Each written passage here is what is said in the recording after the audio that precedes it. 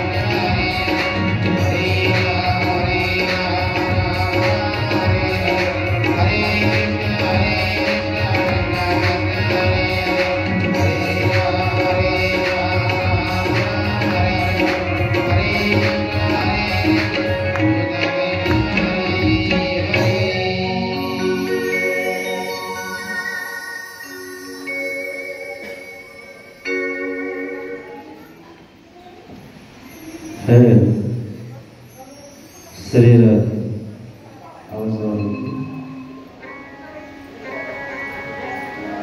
शरीराने आवाज दे शरीराने वाढतो शरीराने थोड़ा मिस करना शरीराने शरीराने हेलो शरीराने कृष्ण शरीराने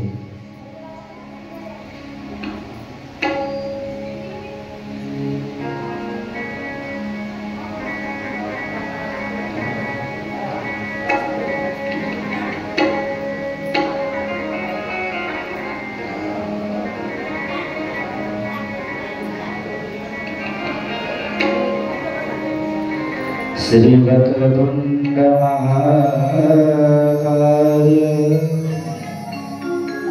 सूर्यकोटि समप्रभ निर्विघ्नं कुरु मे देव सर्वकार्येषु सर्वदा।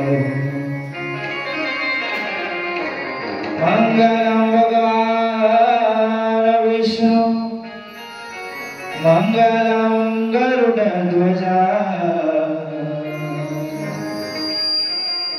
मंगलं पुंडरीकाक्ष मंगलाय नमो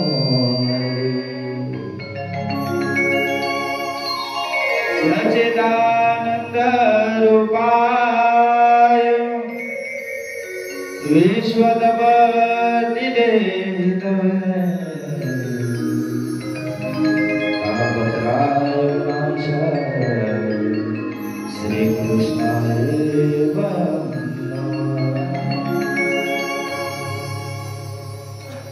नमस्कार व्यासाय विशाल बुद्धे तुल्लारविंदाय भद्रनेत्राय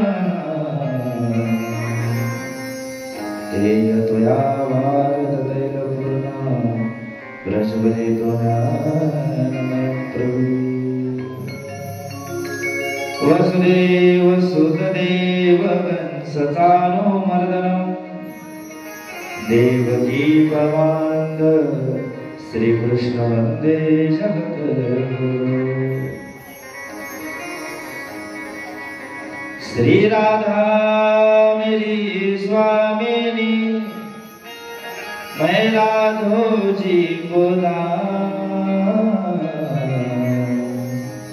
जन्म जन्म हे दीजिए श्री चरण का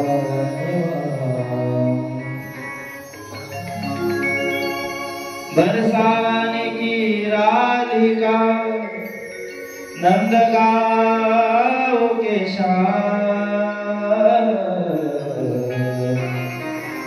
इनके चरणों में साशिष दास का कोटि कोटि प्रणाम।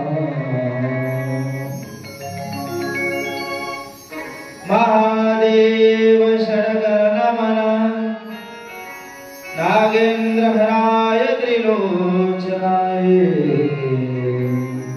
भस्मान रागाय महेश्वराय नित्याय शुद्धाय दिगंबराय कैलास राणा शिवचंद्र मौड़ी फलिंद्र माता मुकुटी झळाळे कारुण्य सिंधू महदुखारी तुझ भीम शंभो मज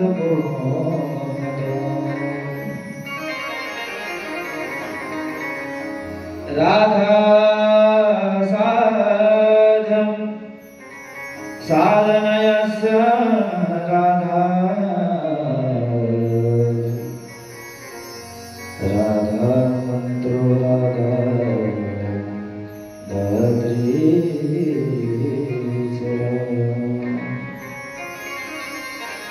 श्री गुरु चरण सरोज रज निज मन मुकुर सुधारी बदन रघुवर विमल जसो जोदाय बुद्धिहीन तनु जानिके सुमिर पवन कुमार बल बुद्धि विद्या देव मही हरऊ कलेश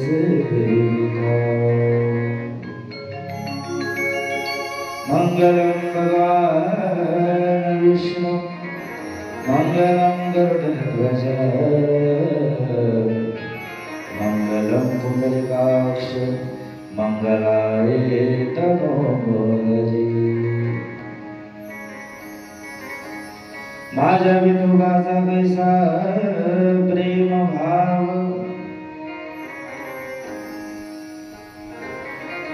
मागे पुढे उभा आहे सांभाळेच आली आलाद हरे कृष्ण कृष्ण कृष्ण हरे हरे हरे कृष्ण हरे कृष्ण कृष्ण कृष्ण हरे हरे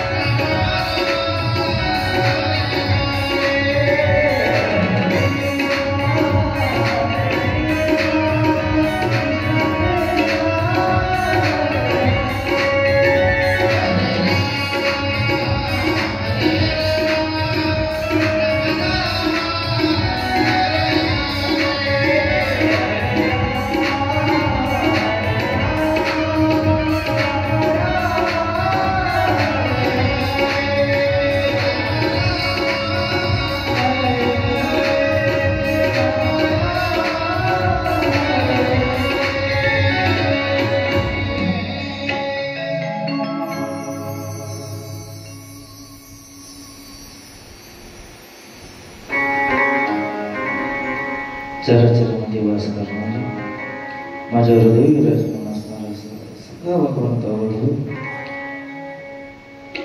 पंढरीनाथ भगवान गोपाळ कृष्ण श्री राधा इनकी चरणों में मेरा कोटि कोटि नमन। भोले बाबा सगळ्या सचे भगवान श्री शुद्ध भगवान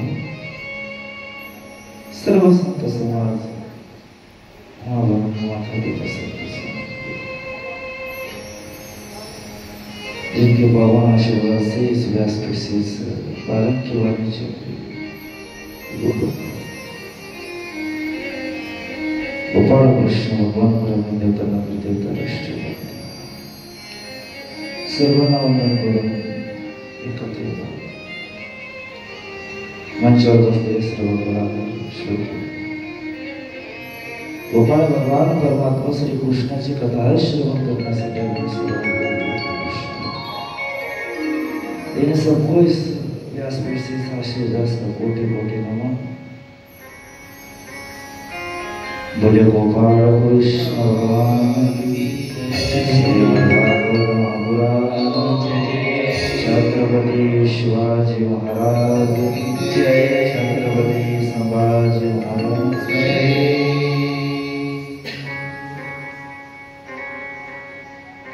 गोपाळ भगवान कृष्णाची कथा 12 स्कंदापैकी 10 स्कंद जो आपला चालू आहे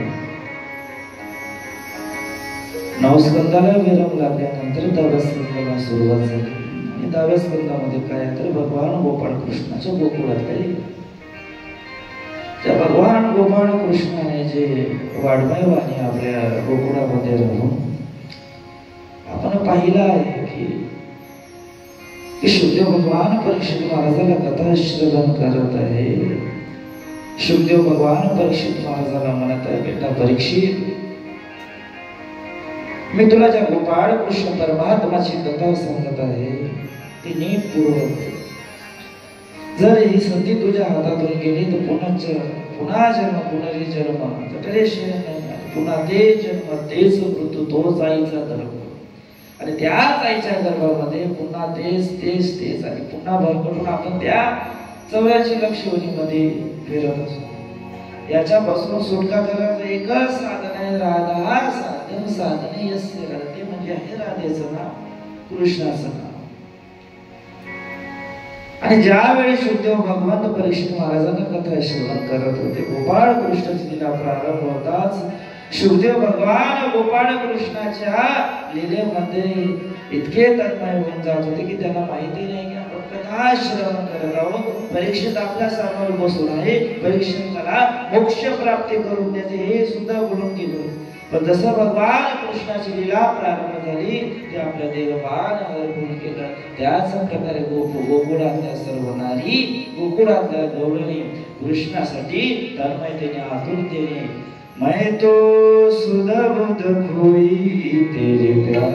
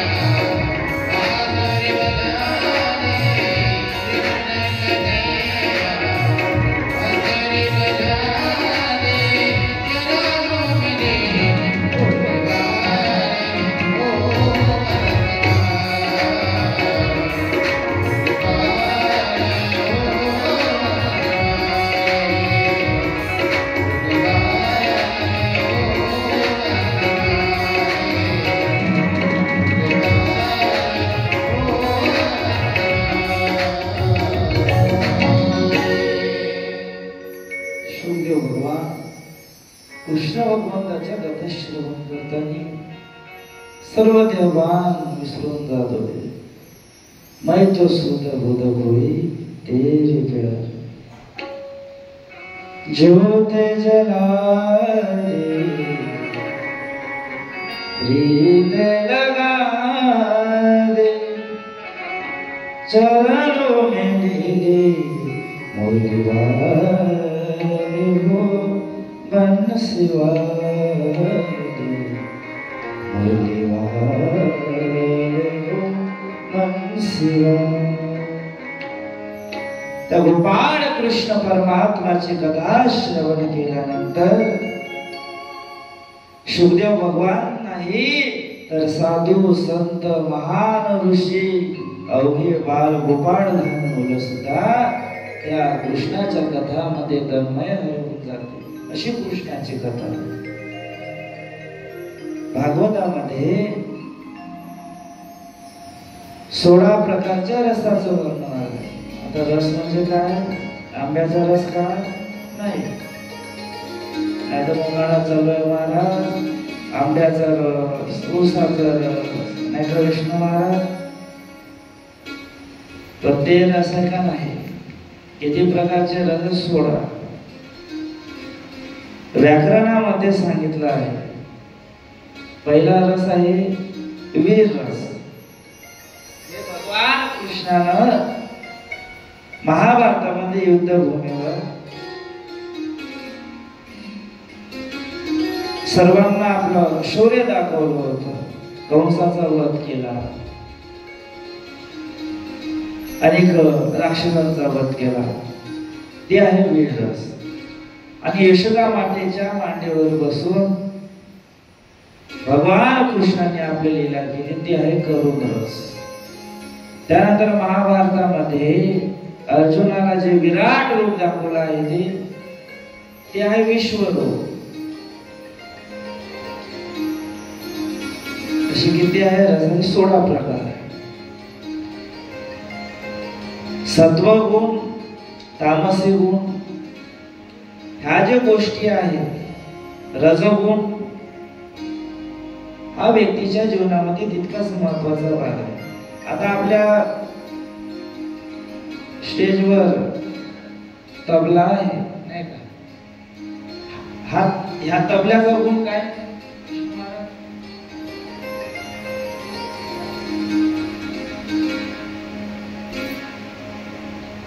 तामसी गुण आहे तबल्याचा. आणि जो पकवाज आहे मृदंग, याचा गुण काय आहे? ते आहे सत्वगुणी. हे जे ऑर्गन आहे काय आहे? तामसी गुण.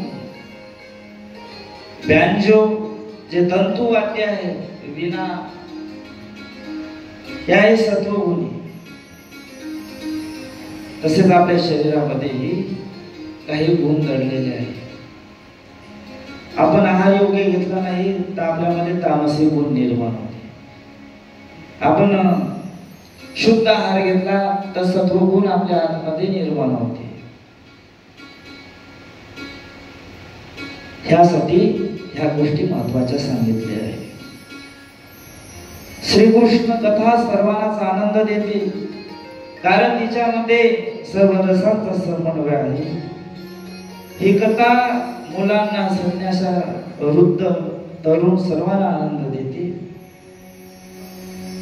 कृष्ण कथेमध्ये हास्य, शृंगार, करुण, भयानक आदी सर्व रसाचं वर्णन केलं गेलं आहे. आणि सर्वात महत्वाचा जो 10वा रस आहे ते आहे प्रेम रस. कोणता रस आहे 10वा? प्रेम रस आहे. आणि तोच प्रेम रस या 10व्या स्कंदामध्ये आहे, जे गोपी भगवान कृष्णावर प्रेम करत आहे. यशोदा माता कृष्णावर प्रेम करत आहे आणि कृष्ण सर्व गोपीवर, राधावर, यशोदा मातेवर प्रेम करत आहे. म्हणजे हा जो स्कंद या प्रेमावर आधारित आहे. आणि श्रीकृष्णासमोर मी आणि माझे पण हा शब्द उरत नाही. कृष्ण माझा आणि मी कृष्णाला, फक्त इतकंच कृष्णाला प्रिय आहे. लाली मेरे लाल की जीत देखो तीत लाल, लाली देखन मैं गई मैं भी हो गई लाल. जसं आपण कृष्णाला पाहायला जाऊ, कृष्ण आपल्या आतमध्ये समावेल आणि हेच कृष्ण कथेचा सारांश माय बापू. हे गोष्ट महत्वाची आहे. त्यानंतर आपण काल पाहिलं होतं की कशा प्रकारे गोवर्धन पर्वताची कृष्ण भगवंताने लीला केली. त्यानंतर भागवतामध्ये वेणुगीताची माहिती आली. भगवान कृष्णाने काय वाजवली? विष्णू महाराज बासरी बनसे बजा दे मुरली वाले ओ बनसी वाले, मुरली वाले ओ बनसी वाले, बनसी जगाले, बनसी जगाले, बनसी जगाले,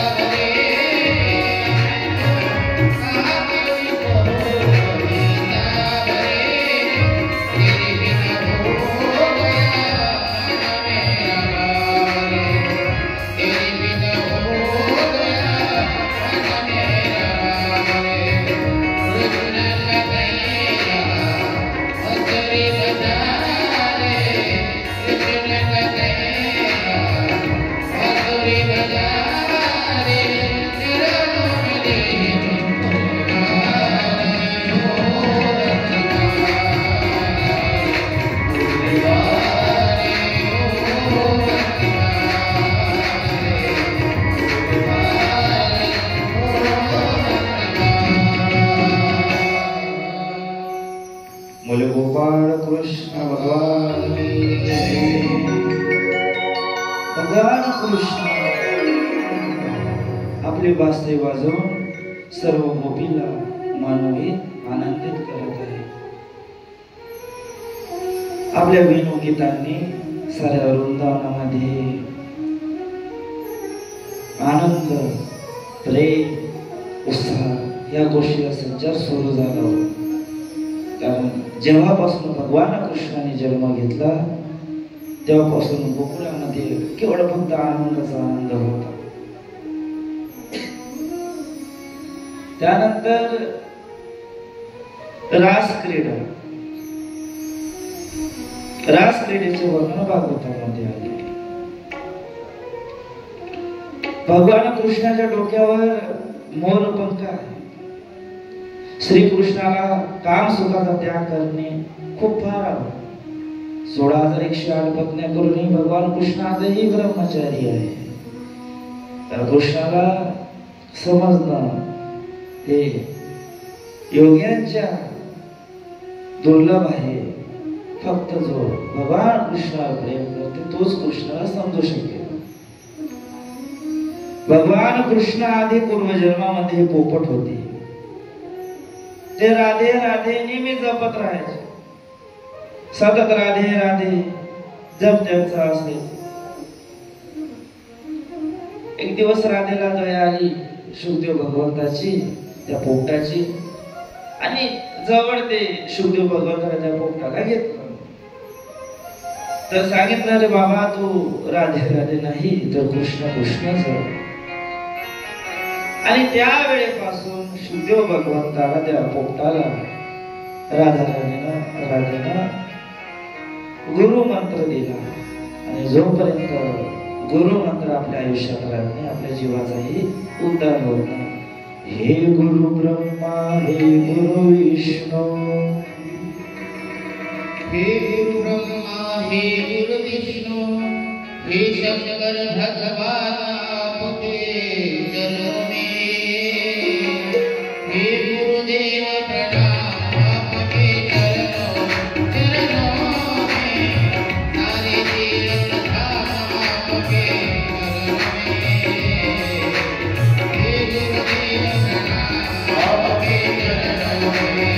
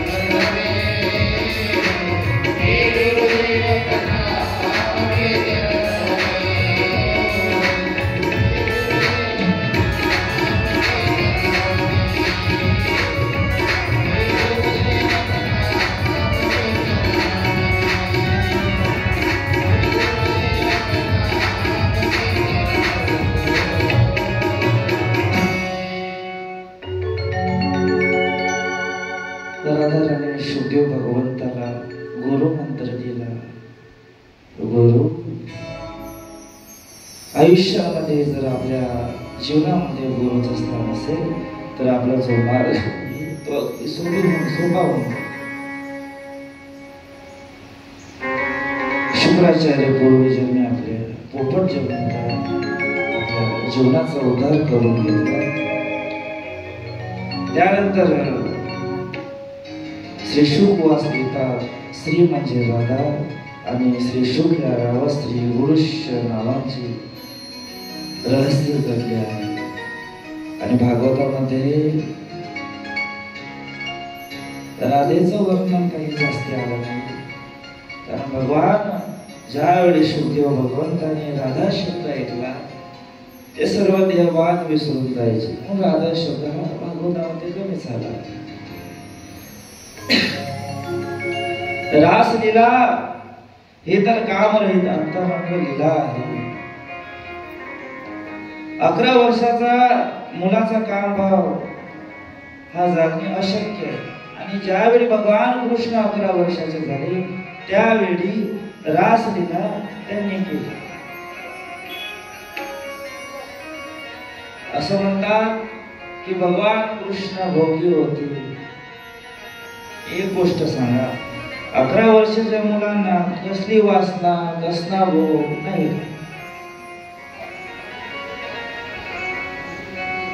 तबला घेणं, पेटी हातात घेऊन वाजवणं म्हणजे भजन झालंय का नाही. गाडगे बाबानं हातामध्ये गोटे घेऊन भजन केलं. गोपाला गोपाला रे गोपाला गोपाला रे प्यारे नंदलाला, गोपाला रे प्यारे नंदलाला, प्यारे नंदलाला मोहना मुरलीलाला, प्यारे नंदलाला मोहना मुरलीलाला, गोपाला गोपाला रे प्यारे नंदलाला, गोपाला गोपाला रे प्यारे नंदलाला.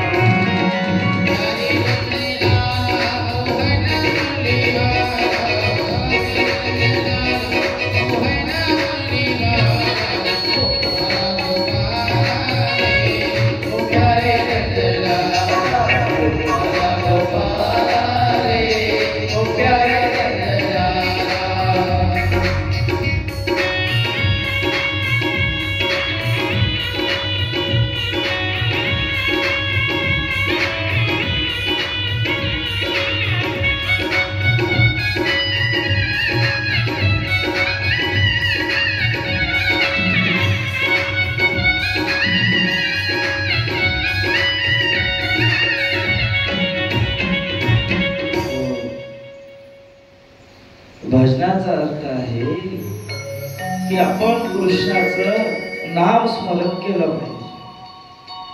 त्याला भजन म्हणतात. जेव्हा भेटते लोकांच्या घरी म्हणून भजन करायचं का नाही.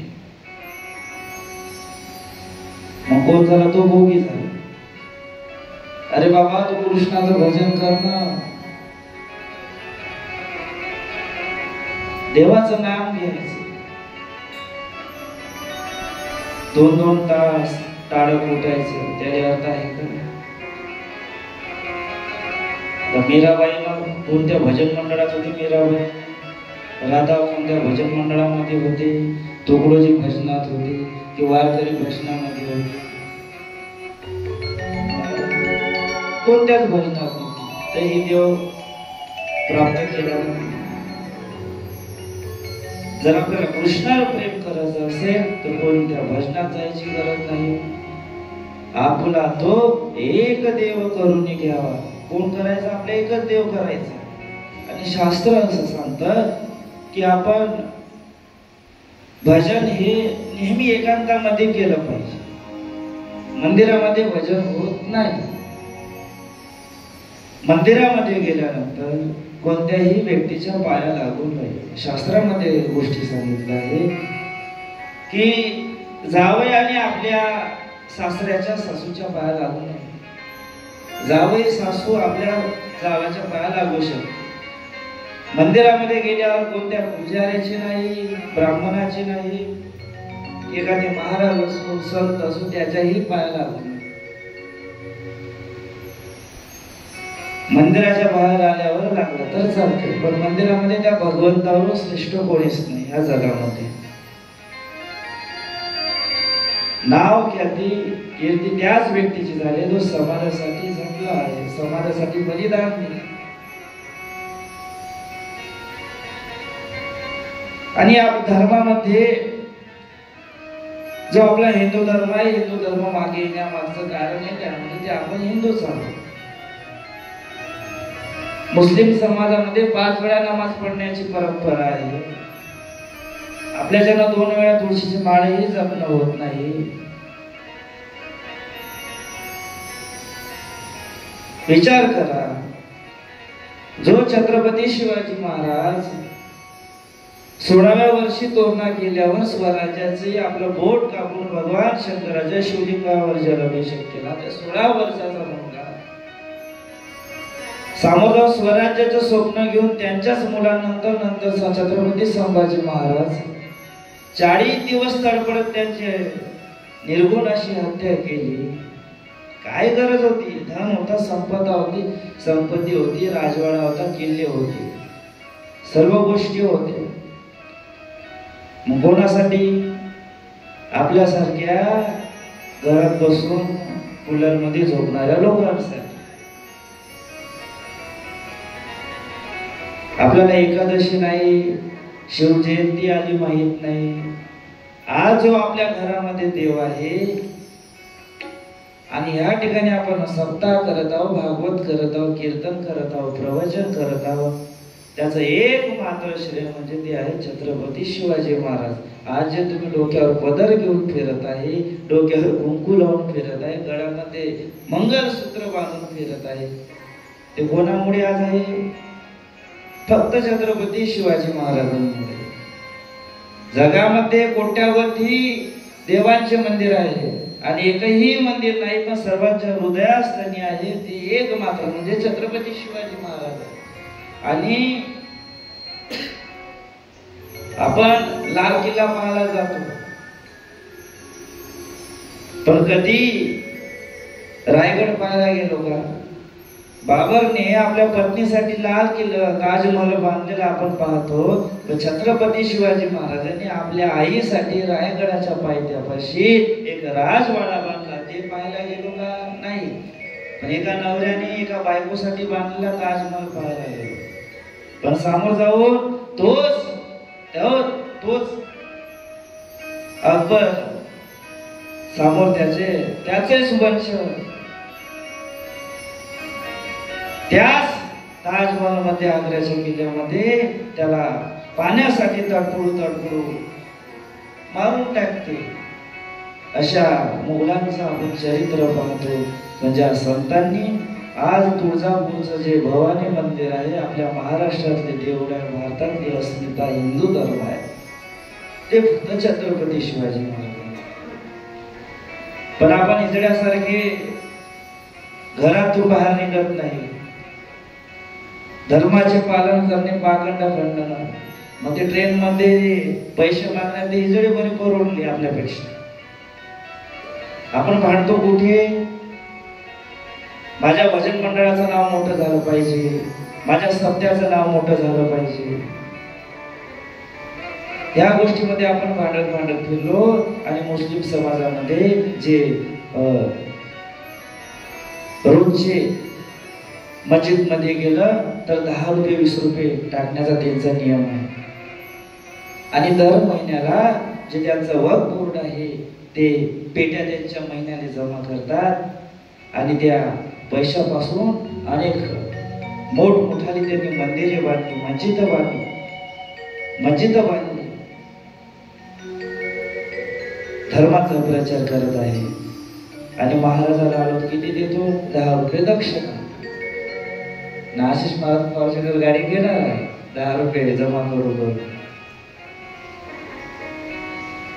विषय देणगीचा नाही, पैशाचा नाही, तर आपल्या कर्तव्याचे आहे. शुद्ध बीजा कुठे फळे रसार गोमती. आपल्या लेकरांना असं शिक्षण द्या, सप्ताह असं आयोजन करा की जेणेकरून आपल्या धर्माचा प्रचार होईल. नाहीतर सप्ताह आयोजन करायचं नाही का, त्याशिवाय नियम नाही. तर विषय काय होता आपला, रास क्रीडा चालू होती. रास क्रीडेची वेळ आली. भगवान परमात्मा श्री कृष्णाने सर्व गोपींना, सर्व राजांना सांगितलं की तुम्हाला जर आनंद घ्यायचा असेल, रास क्रीडेचा आनंद घ्यायचा असेल तर पौर्णिमेच्या रात्री, शरद पौर्णिमेच्या रात्री मला भेटण्यासाठी यमुना नदीच्या तीरावर आहे. भगवान कृष्ण वेळेवर पोचल्याने भगवान कृष्णाने आपल्या कमरेतून आपली बासरी काढली आणि भगवान कृष्ण बासरी वाजवण्याला सुरुवात करते. भगवान कृष्णाची ते मनमोहक बासरी सर्व वृंदावन मधल्या सर्व गोपी श्रवण करून राहिल्या. आणि जशी बासरी वाजतात, वेडी झाली राधा,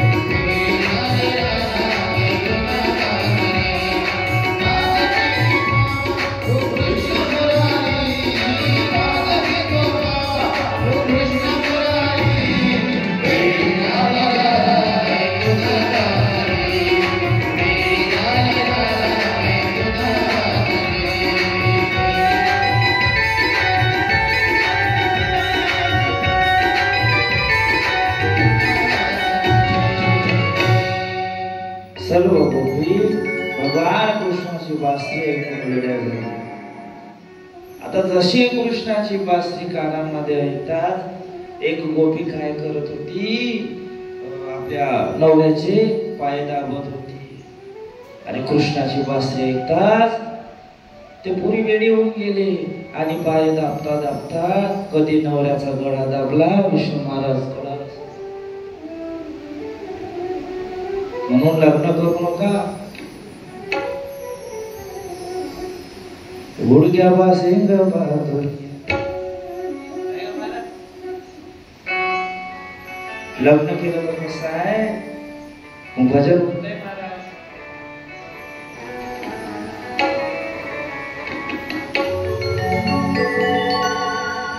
तर त्या गवळीने काय केलं, आपल्या नवऱ्याचा गळा दाबला. आता एक गवळण स्वयंपाक करत होती आणि पहा आमच्या काकूला माहित पडलं की महाराजांना पाणी पाहिजे. बरोबर ते वेळेवर पाणी घेऊन आले. रोज सकाळी उठून सर्वांसाठी चहा बनवणं, नाश्ता, जेवण, सर्वांची व्यवस्था करून आंघोळीचे पाणी साधं सोपं नाही का? आपल्या घरी एखादी पाहुणा येते तर आपल्याला हे करू का ते करू नाही का जेव्हा आपली कंबर दुखून जाते. मग शीतकाली आमचे हट्टे कट्टे आमचे विष्णू महाराज सारखे महाराज लोक राहिले तर कसं मग अवघड काम होऊन जाते. पण तरीही ते सर्वांचा आपल्या लेकरासारखा सांभाळ करत आहे. साधू संत येते घर कोणाच्या नशिबामध्ये साधू संत आपल्या घरी नाहीये. आता आम्हाला महाराज या मोठमोठ्या घरी आम्ही जातो पण एखाद्या गरीबाची झोपडी राहिली तर त्या न बोलवताही आम्ही जातो. पण एखाद्या श्रीमंतही असला त्याने कितीही बोलू द्या तरी जात नाही, कारण त्याचं ते पुण्यच नाही आहे. साधन आहे, कोणाच्या घरी संत राहत नाही. आता माग एका ठिकाणी आमची नागपूरकडे कथा होती आहे का नाही, तर लोक भांडायचे महाराज आमच्या घरी मुक्कामी राहा, आमच्या घरी मुक्कामी राहा. संध्याकाळी 4 वेळा नाश्ता, सकाळी 4 वेळा नाश्ता, सकाळी जेवण, संध्याकाळी जेवण. काल्याच्या दिवशी काल आम्ही दुपारी 4 वाजता केला. जसं आम्ही 8 वाजता घराच्या बाहेर नाश्त्याला निघालो तशी 3 वाजेपर्यंत नाश्ताच करत होतो. महाराजा घराने तरी भेट द्या, आमच्या घरी सोप सुपारी तरी घ्या, पाणी तरी घ्या. कारण काय, जर आपल्या घरी संत आले तर आपल्या मुलाचा उद्धार होऊन जाते. सजा दो घर को गुलशन सा, सजा दो घर को गुलशन सा, मेरे सरकार आए. सजा दो घर को गुलशन सा, मेरे सरकार आए. मेरे सरकार आए, मेरे सरकार आए.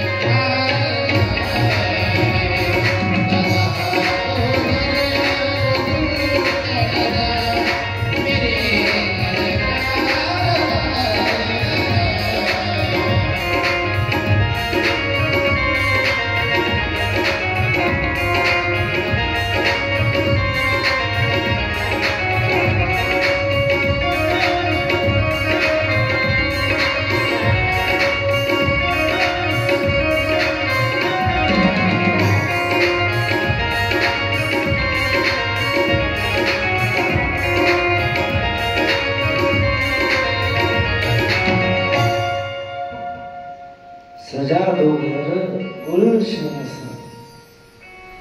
एक दिवस भगवान कृष्ण हस्तिनापूरला गेले. महाभारताचा शांती संदेश घेऊन युद्ध टाळा, युद्ध करू नका, हस्तिनापूर मध्ये कौरवाकडे गेले. तो दुर्योधन आपल्याच मंदमस्तीमध्ये भगवान कृष्णाचं शांती संदेश त्याने ऐकले नाही आणि कृष्णालाच बंदिस्त कारागृहामध्ये टाकले. त्याच क्षणी भगवान कृष्णाने आपल्या मायेद्वारे दुर्योधनाला भीष्म पितामह द्रोणाचार्य युधिष्ठिर वीर कर्ण सर्वांना महाभारताचं भीषण युद्ध झाल्यानंतर त्याच्या मागे काय शेष राहते सर्व दाखवून गेले. पण तरीही दुर्योधनाच्या डोळ्यासमोरचा पडदा काही गेला नाही. समजावणे ही युद्ध दुर्योधनाने युधिष्ठिराने धृतराष्ट्राने टाळले नाही. मात्र भगवान कृष्णांनी आपला स्वयं सोडला. ठीक आहे, आता तुमची इच्छा आहे, तुमची मर्जी आहे, चला मैदानामध्ये भेटू.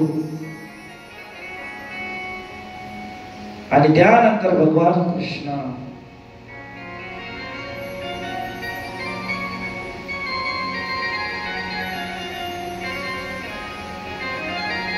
घरी जाण्याचा निश्चय केला.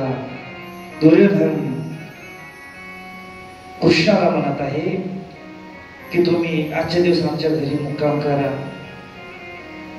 कृष्णाने सांगितलं, ज्या ठिकाणाचं धन हे दुसऱ्यांना दुःखित करून गमावलेलं आहे त्या घरचं पाणीही पिऊ नये, त्या घरचं नैश्रवण करू. मग कृष्ण विदुराच्या घरी जाण्यासाठी निघाले.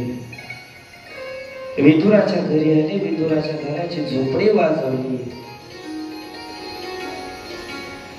तर काय, विदुराने आंघोळ करत होती आणि आंघोळ करता करताच तशीच निर्विस्त्र ते कृष्णाचं नाव ऐकताच बाहेर आले. कारण कृष्णासोबत जे प्रेम आहे, कृष्णाबद्दल जे आतुरता आहे, देहभान विसरून मैं तो सुध बुध होई तेरे प्यार में, सर्व भान विसरून कृष्ण मिलनसाठी ते विदुराई बाहेर. कृष्णा सुस्वागतम, कृष्णा सुस्वागतम. कृष्णाचं स्वागत केलं. कृष्णाला पाटावर बसवले. पहा, कृष्ण राजवाडा सोडून इतकं महल, विशाल काय महल सोडून एका दासीच्या पुत्राच्या विदुराच्या घरी भगवान कृष्ण आला. असे संतही जन्मोजन्मी आम्ही बहु पुण्य केले, त्यावेळीच आपल्या घरी येते. कृष्णाला पाठावर बसवलं. कृष्ण म्हणत आहे, विदुरानी मी कालपासून उपवासी आहे, मला खूप भूक लागली आहे, मला काहीतरी खायला दे. म्हणून विदुरानी काय करते, केळं असते आणि ते केळं त्या विदुरा भगवान कृष्णाला खायला देते. आता काय करते, थांब कृष्णा, तू केळं काढू नको.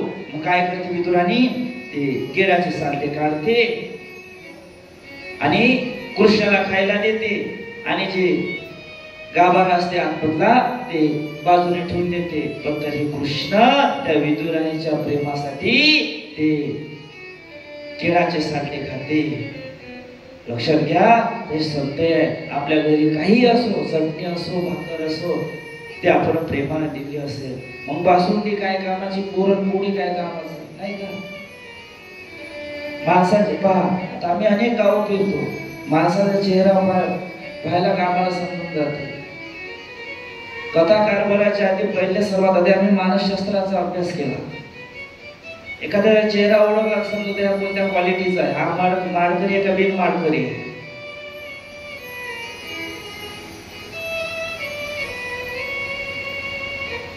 ज्याचा त्याचा भाव, ज्याच्या घरी कृष्ण सेवा त्याच्या घरी देव गाली. कृष्ण कोणाच्या घरी येते? ज्याचा भाव शुद्ध आहे. आणि एक गोष्ट लक्षात घ्या, जे देव ज्याच्याही घरी प्रकट झाले तो सर्व गरीब होते. जनाबाईला साक्षात्कार झाला, तुकाराम महाराज, ज्ञानेश्वर महाराज काय होते? सर्वांनी याद आहे, या अलौकिक दुनियाचा त्याग केला आणि कृष्णाला मात्र काय नव्हतं तुकाराम महाराजासाठी. त्यावेळेचे शाहूकार होते, 80 गावं विकत घेण्याची त्यांच्यामध्ये सामर्थ्य होती, पण सर्व पाण्यामध्ये मिसळून टाकलं. कारण माहित होतं हे संपत्ती मधामध्ये आली की देवाला विसरून जाते. अनेक मोठमोठे विद्वान लोक आहेत ज्यांनी येतात. एक आमचे महामंडलेश्वर महाराज आहे संत, त्यांच्यापाशी 7 डिग्री आहे. 7 डिग्री आहे. सध्या माझ्यापाशी 3 डिग्री आहे, पण अवघ्या आता 3 वर्षामध्ये 3 डिग्री अजून आता येलेल्या महाराज काही दिवसामध्ये जे सुद्धा बोलून जाईल याच्यामध्ये शंका नाही आहे. पण काय आपण परमार्थाला विसरलं पाहिजे का नाही? ह्या डिग्री ह्या अलौकिक लोकांमध्ये आहे, पण पर लोकांमध्ये जायचं असेल तर एकच आहे, पुण्य. हरिमुखी म्हणा, हरिमुखी म्हणा, पुण्याची गणना कोण करी. म्हणून काय आहे जीवनाचा सार, काय आहे हे गोष्ट लक्षात घ्या. सत्य गुरु आहे कृपा मजा केली, त्या गुरुची कृपा झाली तर कोणतं पद नाही तर उच्च पदावर आपल्याला घेऊन सोडते. आणि तशीच बासरी भगवान कृष्णाने ऐकली. एक गवळण आपल्या घरी दूध तापवत होती चुलीवर, आणि कधी तिचं दूध खाली सांडलं तिलाही कळालं. भाजी बनवता बनवता अख्खा मिठाचा पुडा त्या भाजीमध्ये टाकून दिला तरी त्यांना काही लक्षात राहिलं नाही. एक गवळण आरशामध्ये मेकअप करत होती आणि त्याचे बोट पालिश असते ना ते पोटाले लावायचं सोडून तिनं साड्या गालाले लावलं तिच्या चेहऱ्याने, तरी तिला माहित नाही. गवळण वेणी घालत होती आणि वेणी घालता घालता तशी सोडून दिली. आणि कृष्णाची बासरी ऐकून, थोडा आवाज वाढवून दे दादा, बासरी ऐकून कृष्णाकडे धावत सुटली. सर्व गवळण कृष्णापाशी आले. यमुनेच्या तीरावर, यमुनेच्या तीरी काय पाहला हरी, आणि भगवान कृष्णाला पाहतात सर्व कैरून गेले देवा. आणि सर्व गवळणी राधा त्या ठिकाणी जमा झाल्या.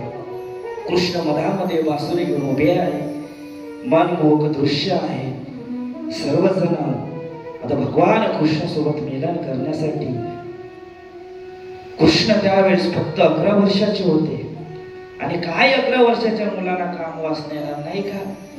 आज व्यक्ती 60, 70, 80, 100 वर्षाचा होते तरी त्याच्या आतमध्ये काम वासना असते. ते काम वासना कशामुळे आहे तर संताची संगत नाही. काही लोक म्हणतात कृष्ण भोगी, कृष्ण भोगी नाही तर कृष्ण योगी आहे, महान महान योगी तपस्वी आहे, आली आईला शरण. पण तरी कृष्णाला ओळखू शकले का नाही? कृष्णाला कोण ओळखलं? फक्त प्रल्हादानी. किती वय होतं? 7 ते 8 वर्षाचे. ध्रुव बाळ किती वर्षाचे होते? 6 ते 7 वर्षाचे. कारण काहून लहान वयामध्ये जितके काही संत होऊन गेले, जे लहान वयामध्येच त्यांनी भगवंताला प्राप्त केले. एखाद्यानं पाहिलं का हा 65 वर्षाचा आहे, 60 वर्षाचा आहे, 70 वर्षाचा आहे, 85 वर्षाचा आहे? पण नाही, कारण तरुणा भाग्यवंत तरुण वयातच भगवंताला प्राप्त करून घ्यायचं असते. देवाला तरुण भक्त खूप आवडते, लहान मुलं खूप आवडते. म्हणून तरुणपणातच आपण भक्ती केली पाहिजे. सत्य होई याची तुम्ही खोटं बोलू नका. तुमच्या मुखातून जे शब्द निघेल ते खरं होईल. पण तितकं सामर्थ्यही आज आपल्यामध्ये पाहिजे. आपण म्हणतो ना तप तप तप तप म्हणजे काय आहे? तप म्हणजे काय आहे? फक्त भगवंताची सेवा करणं. सर्व गवळणी त्या ठिकाणी एकत्रित आल्या. भगवान कृष्ण आपली बासरी वाजवायला सुरुवात केली आणि सर्व गवळणी रास क्रीडेला सुरुवात केली. आणि मनमोहन होऊन सर्व आनंदी होऊन नृत्य करत आहे विष्णू महाराज.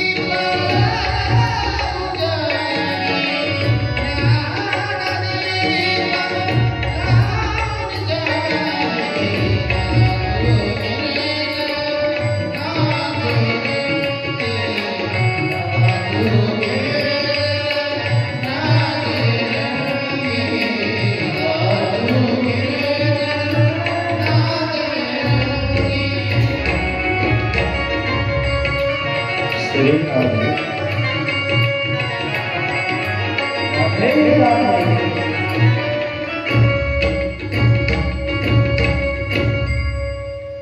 आणि सर्व कृष्ण भक्तीमध्ये मंद मस्त होऊन आनंद उत्सव नाचू लागले. सर्व देहभान विसरून गेले. रात्रीची वेळ होती. 12 ते 1 वाजले. भगवान कृष्णाने आपली बासरी वाजवणे बंद केले. रास क्रीडा समाप्त झाली. आता कृष्ण म्हणत आहे की तुम्ही आता घरी जा. खूप वेळ झाली आहे, रात्र झाली आहे. त्यावेळी सर्व गौडणी कृष्णाला म्हणते विनवते, आरती अरज देह जगवाची, देह वाचवाची. सूर्यासमोर वाडा, दरवाजावर नितवाजे चौघडा. अनामत धनी बिरद परकडे, नाम केवाजे चौघडे. अवधूती भजनामध्ये सावंगला चांदूर रेल्वे अमरावती जिल्ह्यामध्ये गुढीपाडव्याला भव्य अशी दिव्य महायात्रा त्या ठिकाणी भरत असते. चवकोट्यावर 4 अवतार उभे ठाई ठाई. आणि कृष्णाजी महाराजांनी त्या ठिकाणी 4 जणांचा अंगीकार घेऊन चालव जो बापा आता. आणि त्या सावंग्यामध्ये कृष्णाजी महाराजांनी लदपत जोत बिरदाव लोभे, सदा रमनामाची नितवाचे चौघडा. अनामत धनी बिरद परकडे, नाम केवाचे चौघडा. अनामत म्हणजे काय? भक्त.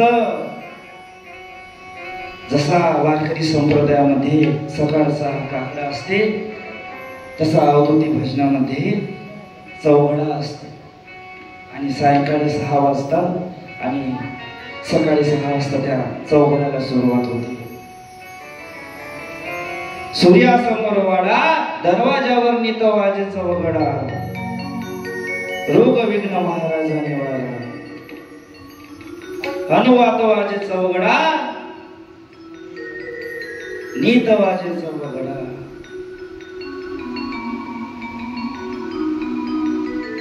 अनेक रोग विघ्न,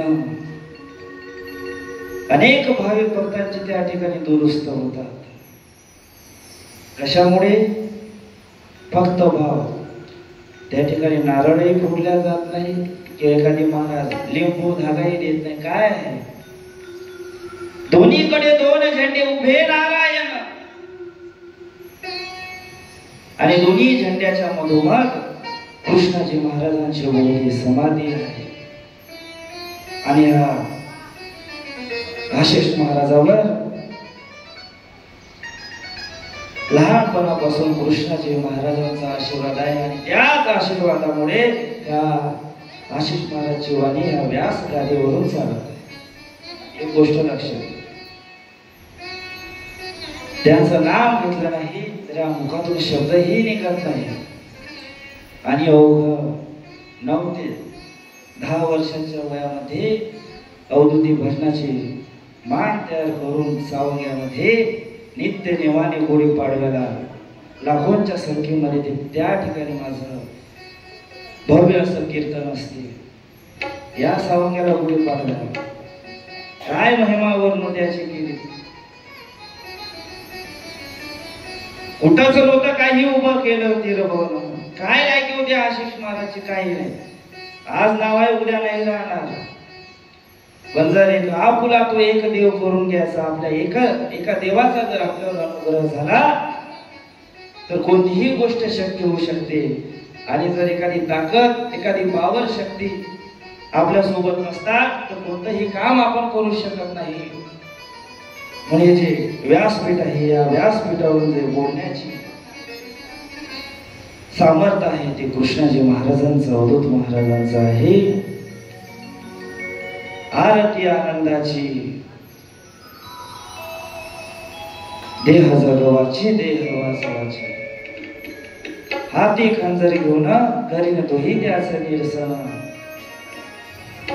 आणि या कलियुगामध्ये सत्य जाणव जाणा भंग सुटल देवांना. या कलियुगामध्ये अनेक पाप्यांचा उद्धार जे पुण्यात्मा आहे त्यांचा उद्धार भगवंताच्या नामाशिवाय होऊ शकत नाही माय बापू. त्यावेळी गोपी सर्व गवळणी कृष्ण भगवंताला हात जोडून विनवणी करते, देवा आता आम्ही घरी जाऊ शकत नाही. एखादी स्त्री रात्रभर घराच्या बाहेर राहिली तर तिला समास स्वीकारत नाही महाराज. देवा आता आम्ही घरी कसे जाऊ, आम्ही घरी जाऊ शकत नाही, आता तुझ्यामध्ये सामावेल आम्ही. त्यावेळी गोपाळ कृष्ण भगवंतांनी सर्वांना नीट समजावून सांगितले, तुझसे लागी लगन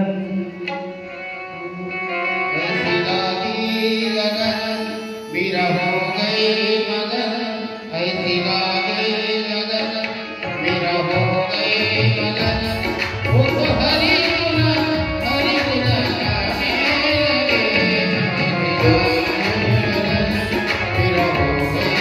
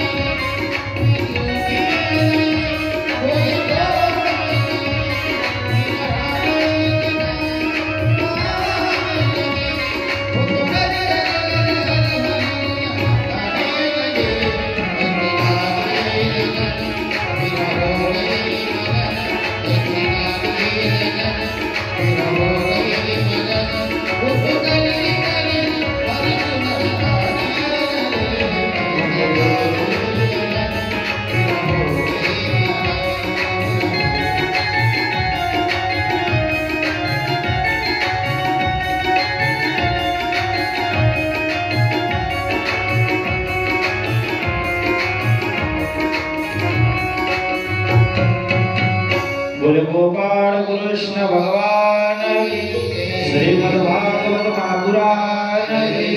आणि त्या क्षणी सर्व गवळणी सर्व गोपी आपापल्या घरी निघून गेले आणि गोपाळ कृष्ण भगवंत रास क्रीडा जी आहे त्यावेळी संपूर्ण परिपूर्ण पार पडली. आणि त्यानंतर श्रीमद भागवतामध्ये भगवान कृष्ण 14 वर्षाचे झाले.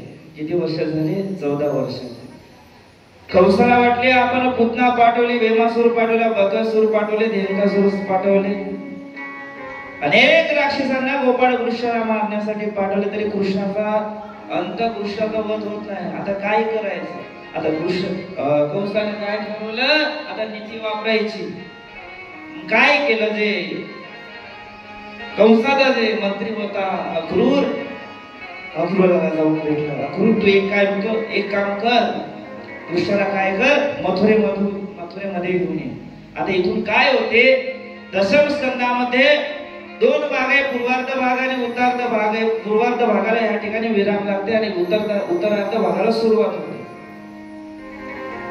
14 वर्षापर्यंत गोकुळातले लीला आणि आता 14 वर्षानंतर मथुरेतल्या द्वारकेतल्या लीला, महाभारताचं युद्ध. अक्रूरला कौशल, अक्रूर तू काम कर, कृष्णाला घेऊन त्याला सांग की तुझा मामा तुला बोलावत आहे. अक्रूराला कळते की कंस आपल्याकडून काम काढून घेत आहे आणि आपल्याकडून पाप करून घेईल, कृष्णाचा वध करायचा आहे. पण एखादी गोष्ट होते ते चांगल्यासाठीच होते. एखादी गोष्ट होती आपल्या आयुष्यामध्ये, त्याच्यामध्ये काही ना काही कारण असते. आपल्याला वाटतं की एखादी आपल्या जीवनामध्ये चुकीची गोष्ट झाली आहे, ते व्हायला नको हवे. पण जे देव करते आपल्यासाठी ते चांगलाच करत असते, याच्यामध्ये संशय नाही. तसंच अक्रूरालाही वाटलं. अक्रूर रथ घेऊन गोकुळामध्ये येते, गोकुळाच्या सीमेमध्ये प्रवेश करते, नंदबाबाच्या वाड्यामध्ये येते. नंदबाबाला सांगते की कंसाने कृष्णाला बोलावले आहे. आणि जसं यशोदा माता ही गोष्ट ऐकते, यशोदा माता जागेवरून चक्कर येऊन पडते. नहीं, मैं मेरे लाला को कहीं नहीं भेजूंगी, मेरे लाला के बिना मैं जी नहीं सकती. आणि हे गोष्ट सर्व गोकुळातल्या गवळणींना गोपींना माहीत पडलं आणि सर्व तिरस्काराच्या नजरेने अक्रूराकडे पाहित आहे. तुम्ही आमच्या कृष्णाला दूर करू शकत नाही.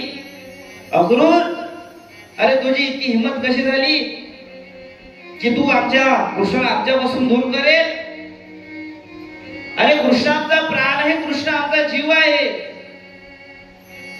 जर कृष्ण नाही राहिला ना, आम्ही काही खाणार नाही, पिणार नाही आणि जिवंतही सुद्धा राहणार नाही. आता एक दिवस काय झालं, माझी एका ठिकाणी कथा चालू आणि हे जे कृष्ण आहे जो रोज माझ्या सोबत येते आणि माझ्या सोबत घरी जात. आता कथा झाली आणि कृष्ण गाडीतच होता. रात्रीचे 2 ते 3 वाजले.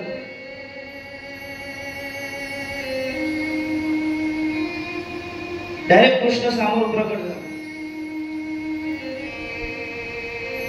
आणि म्हणते की मला गाडी ठेवून तू या ठिकाणी मस्त झोपून आहे. आणि त्यावेळेपासून हे जे बाळ गोपाळ कृष्ण आहे त्याला कधीच एकटं सोडत नाही. आता तुम्हाला दिसत आहे का नाही, कारण त्याचं मुख माझ्याकडे. आता पाठ माझ्याकडे केली असती तर सारं लक्ष तुमच्याकडे राहिलं. आता कृष्णाचं मुख माझ्याकडे काढून ठेवलं आहे कारण त्याचं लक्ष माझ्याकडे असलं पाहिजे. कारण माझ्या मुखातून शब्द काढून घेणारा कोण आहे? कृष्णच आहे.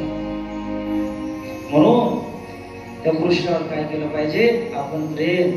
तसेच गोकुळामध्ये अक्रूर आल्यानंतर सर्व गौरणी कृष्णाला त्या अक्रूराला भरभर म्हणत आहे. पण कृष्णानं सांगितलं तुम्ही काळजी नका करू, मी नक्की येईल एक दिवस. मी एकटा तुम्ही जाणार आहे. चला नंदबाबा तुम्ही माझ्या सोबत चला. आणि बलराम भगवान काही बालगोपाल कृष्ण सोबत त्या रथामध्ये बसले आणि रथ त्या गोकुळाच्या बाहेर जाण्यासाठी निघाला. आता जसा ते रथ बाहेर निघाला, सर्व गोपी कृष्णाच्या त्या रथाच्या मागे कृष्णाच्या मागे धावत सुटल्या. त्यांच्या पायामध्ये चप्पल नाही, पायामध्ये काटे रुतत आहे, खडे रुतत आहे. तरी कोणी कोणी गवळणी कृष्ण आता गोकुळ सोडून जाणार म्हणून जागेवर बेहोश पडल्या, बेशुद्ध पडल्या. कारण कृष्णाशिवाय जगू शकत होत्या ना माय बापू. आपलं लेकरू आपण 1-2 वर्षासाठी बाहेर शिकण्यासाठी पाठवतो, आपलं मन होत नाही. तर विचार करा, जो जीवाचा प्राण आहे त्या गौरवीच्या, त्या कृष्ण आता गोकुळ सोडून बाहेर जात आहे. किती दुःख होतं. सर्वांना साडसा रडू लागल्या. कृष्णाने सर्वांना वचन दिले की मी एक दिवस नक्की गोकुळामध्ये परतेल. नंद बाबा, बलराम भगवान, सर्व गोप कृष्ण रथामध्ये बसून मथुरेच्या सीमेवर आले, मथुरेमध्ये प्रवेश केले. सर्व मथुरावासियांनी, कोण कृष्ण आहे ज्यांनी पुतनेचा वध केला, अनेक राक्षसाचा वध केला, सर्व मथुरावासी सर्व आनंदित आहे. वृंदावनावरून मथुरा हे केवळ 25 किलोमीटर आणि 25 मीटर नंतर वृंदावन आहे. मथुरेमध्ये आजही त्या ठिकाणी कंसाचा कारागृह आहे.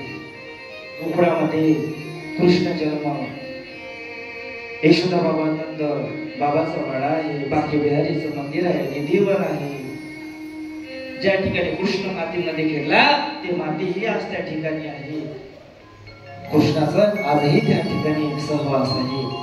आणि मथुरेमध्ये आल्यानंतर भगवान कृष्णाने पूजेचा उद्धार केला आणि जोपर्यंत कृष्ण गोकुळामध्ये होते तोपर्यंत फक्त कृष्ण लंगोटी घालून होते आणि जसे आता मथुरेमध्ये आले त्यांनी एका धोब्याबादचे काय घेतले कपडे घेतले आणि ते सर्व आपलं कृष्ण बलराम भगवान सर्व गोपांनी ते घातले कंसाच्या त्या मानाच्या वर आले राक्षसांचा वध केला भगवान कृष्ण त्या महालामध्ये आल्यानंतर कंस एका उच्च स्थानावर बसलेला होता आणि त्या युद्ध स्थळावर आल्यानंतर चाणूक आणि मुष्टीचं भगवान कृष्ण आणि बलराम भगवंतासोबत युद्ध झालं भगवान कृष्णाने चाणूकचा वध केला बोले कृष्ण भगवान भगवान बलरामांनी मुष्टीचा वध केला बोले बलरामजी भगवान की जय आणि आता भगवान कृष्ण धावत सुटले आणि उच्च अस्त्रावर विराजमान असलेला जो कंस होता त्या कंसाचे केस पकडले आणि त्या युद्धभूमीवर आला अरे बाबा कंसा तू माझ्या आईचे अनेक मुलांचा वध केला माझ्या भावंडाचा वध केला माझ्या वहिनींचा वध केला आहे तू आतापर्यंत अनेक पुण्यवान भक्तवान लोकांचा वध केला आहे त्यांना मृत्युमुखी पाडले आहे पण ते धरती माता मला हात जोडून विनवते देवा धर्म रक्षती रक्षितः ते धर्माचं रक्षण करण्यासाठी तुम्ही या पृथ्वी तलावर या आणि भगवान कृष्ण काय करते केस ओढत ओढत त्या कंसाची युद्ध भूमीवर घेऊन येते त्याला खाली पाडते आणि त्याच्या छातीवर बसून हाताची मुठी एक आपल्या दोन्ही हाताने त्या कंसाच्या छातीवर वार करते आणि कंसाचा वध करते बोले कृष्ण भगवान की श्रीमद भागवत महापुराण की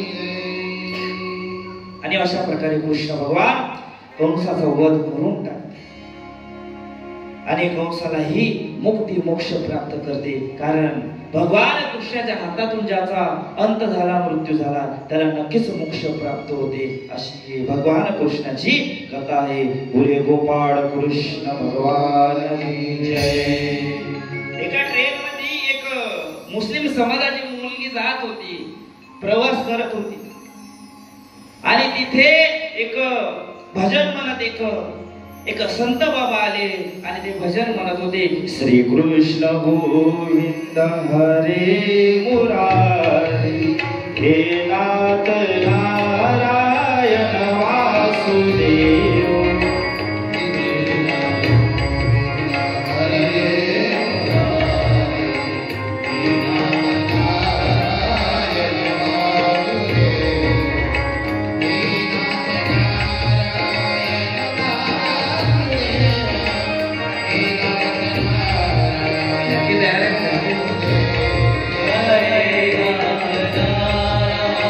Hare Rama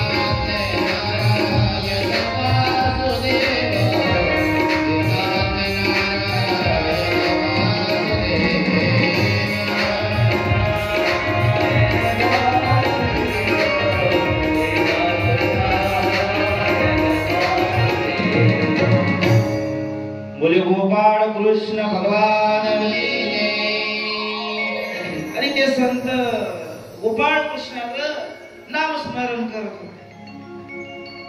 आणि जसं त्या मुस्लिम मुलीपाशी ते संत जाते, ते मुलगी आपल्या दोन्ही कानावर बोट ठेवते. ते संत त्या मुलीला विचारते की तू का बरं आपल्या कानावर हात ठेवले आहे? नाही बाबा, माझ्या आईने मला सांगितलं आहे की जो गोकुळाचा कृष्ण आहे ना, त्याचं जर भजन कानावर आलं, त्याच्या कथा कानावर पडल्या, नाव कानावर पडलं, तर त्याच्या प्रेमामध्ये पडून जाते, त्याच्या प्रेमामध्ये बुरड पडते. हा तात्पर्य काय आहे? जर कृष्णाचं नाव जर आपल्या कानावर पडलं तरी कृष्णमय होऊन जाते, कृष्णामध्ये मिलन होऊन जाते, असे कृष्णाचं नाव आहे. त्यानंतर कृष्णाने कंसाचा वध केल्यानंतर जे काही वर्ष भगवान कृष्ण मथुरेमध्ये राहिले, मथुरेचे राज्य सांभाळले. त्यानंतर भगवान कृष्ण एक दिवस आपल्या खोलीमध्ये बसून असता मथुरेमध्ये उद्धवाचे आगमन झाले. उद्धव राजमहालामध्ये येते. भगवान कृष्णाच्या खोली बाहेर येऊन उभे राहते, तर काय त्यांना एक आवाज येते, कृष्ण एका खोलीमध्ये रडत असते. कृष्ण खोलीमध्ये रडत असते. उद्धव भगवान कृष्णापाशी राहते, देवा मी तुम्हाला भेटण्यासाठी आलो आहे आणि तुम्ही रडत आहे. जगाला रडवणारा कृष्ण आज का बरं रडत आहे देवा?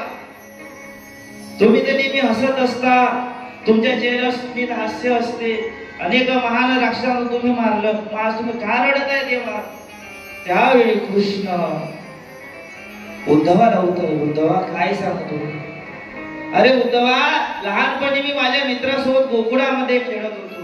अरे ते यशोदा आईच्या हातची जे लोणी खाण्यामध्ये आनंद होता, तो आनंद मला या मथुरेमध्ये मिळत नाही. अरे त्या गौडने मला प्रेमानं बोलावत होत्या, प्रेमानं मला दही दूध देत होती. आज काय हालत असेल? मी विचार करू शकते की त्यांनी एक अन्नही ग्रहण केले नसेल मी मथुरेला आल्यानंतर. अरे कोणी आपलं घरदार सोडून दिलं असेल. उद्धवा काय कर, तू एक काम कर, तू नाही का गोकुळामध्ये जा आणि सर्व गोपांना, सर्व गौरवींना माझा संदेश दे की कृष्ण लवकरच गोकुळामध्ये परत येणार आहे. आता उद्धवाला वाटते ठीक आहे, थोडीशी गोष्ट आहे, आपण या गौडणीला समजावून येऊ. आणि काय करते कृष्ण त्या उद्धवाला म्हणते, थांब, तू असं जाऊ नको, तू काय कर, माझे वस्त्र घेऊन जा, नाहीतर ते तुझ्यासोबत बोलणारही नाही. उद्धव भगवान कृष्णाची वस्त्रे घेऊन गोकुळामध्ये परतते. जसा त्या उद्धवाचा रथ त्या सीमेवर येते, गोकुळाच्या लहान लहान मुलं त्या रथाच्या भोवती फिरते.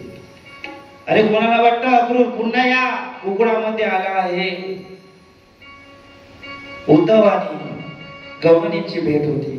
उद्धवाला वाटतं की आपण आता या गौडणीला ज्ञान दिलं पाहिजे, पण काय करते गौडणी? उद्धवालाच ज्ञान देते आणि उद्धवाला भक्ती म्हणजे काय, प्रेम काय ह्या गोष्टी समजावून सांगते. आणि उद्धवाला आपल्या ज्ञानाचा जो अभिमान आहे तो गर्व हरण होऊन जाते आणि तोही कृष्ण भक्तीमध्ये पुन्हा त्या मथुरेमध्ये परतते. बोले गोपाळ कृष्ण भगवान की जय.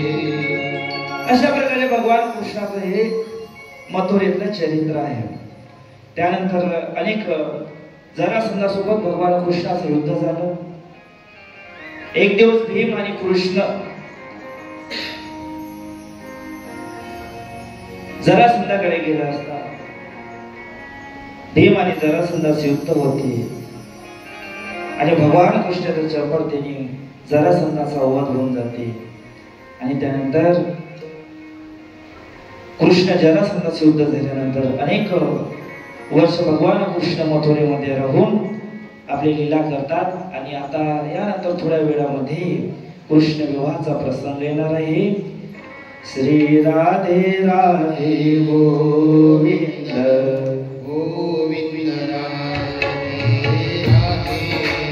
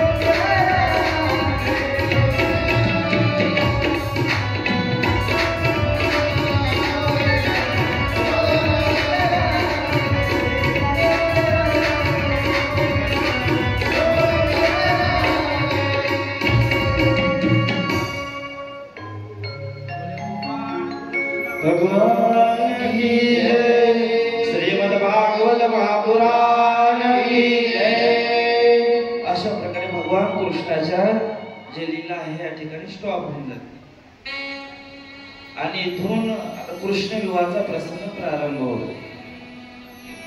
काय होते?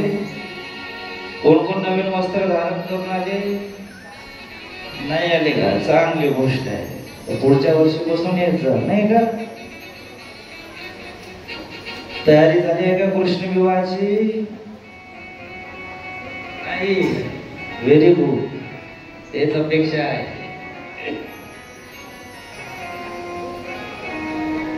आमच्या इकडे जेव्हा भागवत असते ना, घोडा घेऊन येते, बँड सांगते, वनात नाचत येते, असा आनंद असते. नवीन नवीन वस्त्र धारण करून येते, महाराजांसाठी ऐर घेऊन येते, सर्व संचासाठी नवीन नवीन कपडे घेऊन येते. आमच्याकडं पत्रिकेत असं छापलाय की ऐर उद्या पण स्वीकारणार नाही, उद्या पण घेऊन येऊ शकतात. सर्व विवाहाची तयारी झाली असेल तर कृष्ण विवाहाकडे आपण आता जाऊया.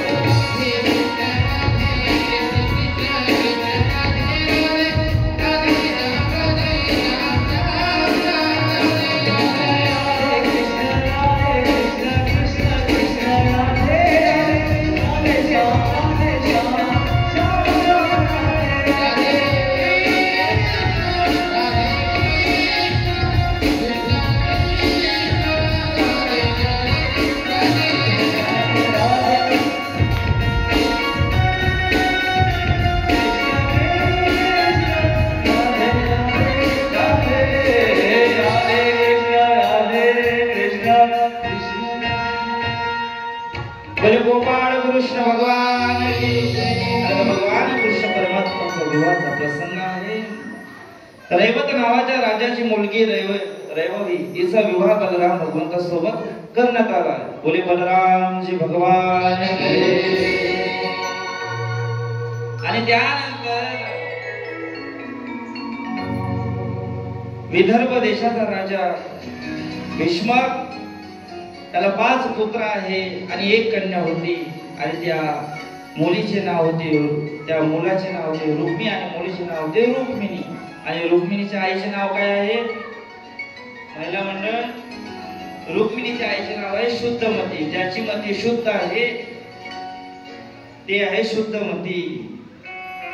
आणि काय झालं शिशुपाला सोबत भीष्माने काय केलं विवाह लावण्यासाठी त्यानं सर्व नियोजन केलं होतं। लग्नाचे आयोजन केले आणि विवाहाला सुरुवात झाली होती। आता लग्नाच्या दिवशी काय केलं रुक्मिणी आणि तिच्या काही सहली विदर्भामध्ये अमरावतीमध्ये कोंढण्यापूर नावाचं जे तीर्थक्षेत्र आहे त्या ठिकाणी रुक्मिणी आता आपल्या काही मैत्रिणींसोबत सहलीसोबत जगदंबेची भवानीची त्या ठिकाणी पूजा अर्चना करण्यासाठी गेली होती। भवानी मातेला पाठवून दिले।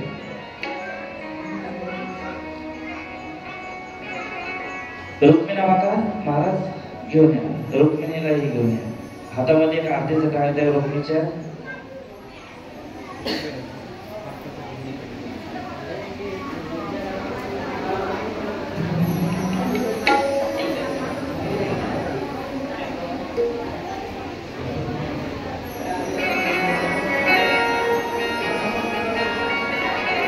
आणि रुक्मिणी माता तिच्या सोबत कोंढण्यापूरला माँ जगदंबेची पूजा अर्चना करण्यासाठी येत आहे।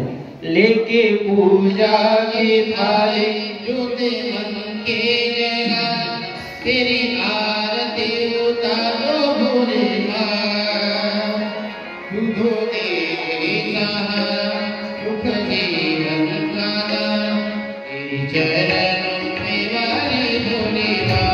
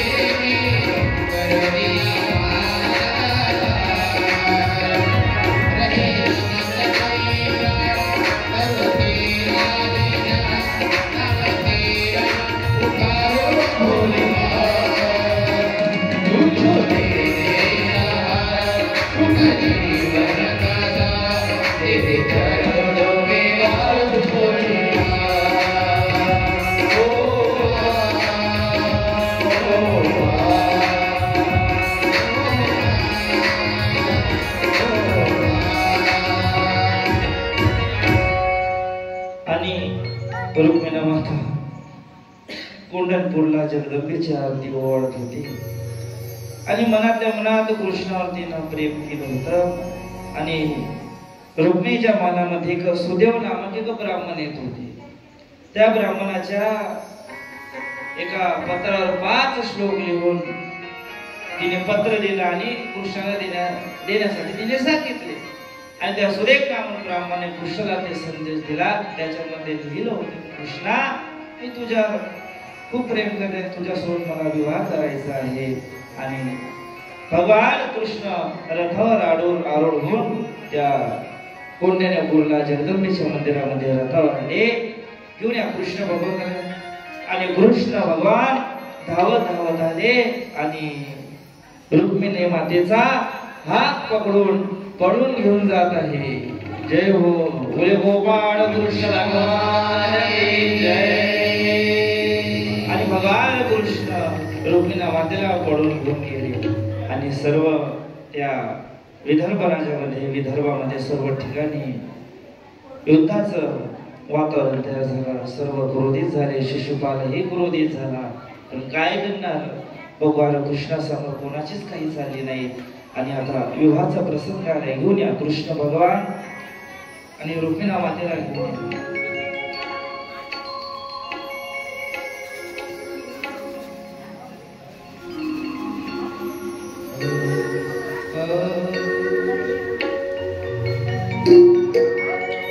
सर्वांना अक्षता वाटा. आज मेरी शाम की शादी है, आज मेरी शाम की शादी है, अपनी शादी है, तेरे शाम की शादी है. आणि मंगलमय असं पवित्र वातावरण तयार झालेलं आहे. भगवान परमात्मा श्री कृष्ण आणि रुक्मिणी मातेचा विवाह अगदी काही वेळापासून सुरुवात होणार आहे. तरी सर्व अभिभावकांनी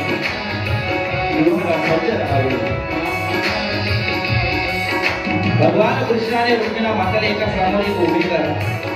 दोघांच्या हातामध्ये हात द्या. एकामेकासमोर उभे करा. नवरदेवासाठी तुळस घेऊया. तुळस राधे राधे जय हो.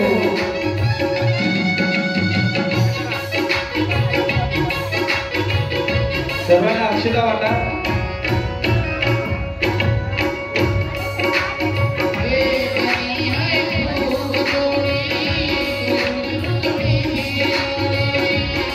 खुर्चीवर ठेवा. तुळस खुर्चीवर ठेवा. तुळस